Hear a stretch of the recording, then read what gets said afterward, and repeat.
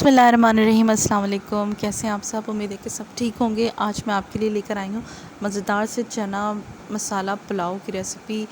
सब लोग बनाते हैं अपने अपने घरों में। वाइट पुलाव भी बनाते हैं, ब्राउन पुलाव भी होता है, इसके अलावा बिरयानी भी इसकी बनती है, लेकिन ये थोड़े डिफरेंट स्टाइल के आपको बहुत पसंद आएंगे। इसमें एक स्पेशल मसाला भी मैं डालूँगी जो इसके फ्लेवर को बहुत इन्हेंस कर देगा, लेकिन किस टाइम पे डालूँगी ये इसका सीक्रेट है। तो ये तमाम इंग्रेडिएंट्स हैं इसके जो आपको स्क्रीन पे नज़र आ रहे होंगे। दही है इसमें, छोले लाजमी सी बात है, आलू हैं, 3 आलू हैं, इसको मैंने चकोर चकोर पीसेस में कट कर लिया है, प्याज है और मसाले हैं।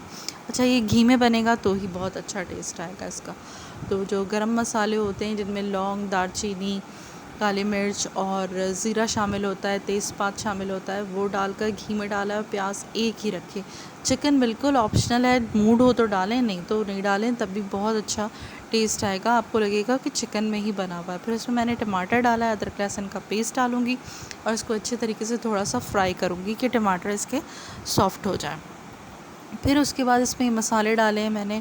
सॉल्ट है 1 टेबल स्पून, टर्मरिक यानी हल्दी 2 टेबल स्पून है, कुछ धनिया है, रेड चिली पाउडर है। इसमें आप चाहें तो थोड़ा सा बिरयानी का मसाला भी डाल सकते हैं, इतना स्पाइसेस के लिए बहुत होता है, तो इससे भी बहुत अच्छा, बहुत मज़े का फ्लेवर आता है इसका।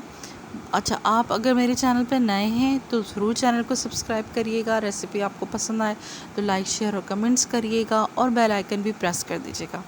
तो चलते हैं रेसिपी की तरफ दोबारा से। तो ये तकरीबन आलू, चिकन सब गल चुका है।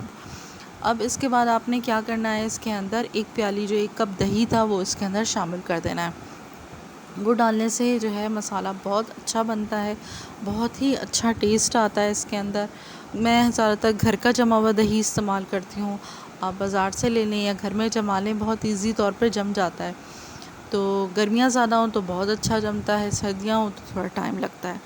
तो जब मसाला भुन जाएगा तो हम इसमें बॉयल जो चने हैं हमारे अच्छे से बॉयल हैं, यानी खूब टेंडर हैं ये बॉयल, इतने अच्छे से बॉयल हैं कि आप इनको दबाएंगे तो ये बिल्कुल आसानी से दब जाएंगे, इनमें बिल्कुल कच्चापन नहीं होगा।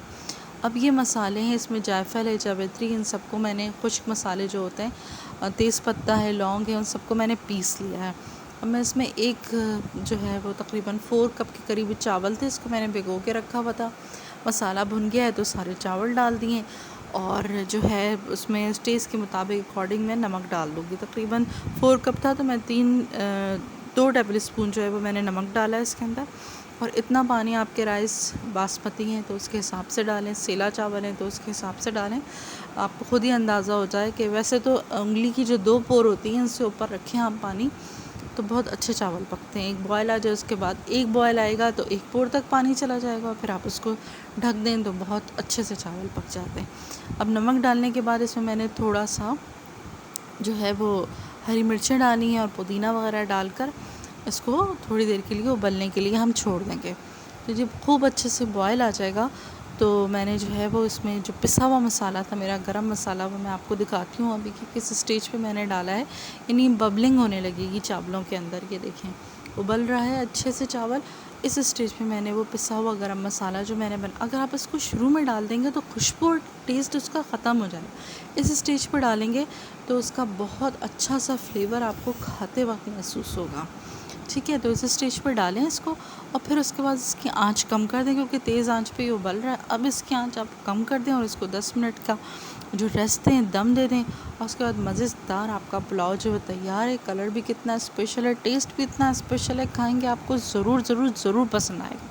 तो आप ज़रूर इसको एक दफ़ा बनाएँ और अपनी फैमिली के साथ इंजॉय करिए।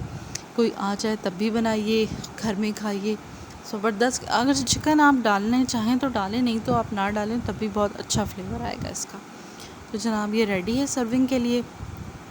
तो रेसिपी कैसी लगी आपको ज़रूर बताइएगा कमेंट्स में और मैं आपसे मिलूँगी फिर अच्छी सी रेसिपी के साथ। तब तक के लिए अल्लाह हाफ़िज़।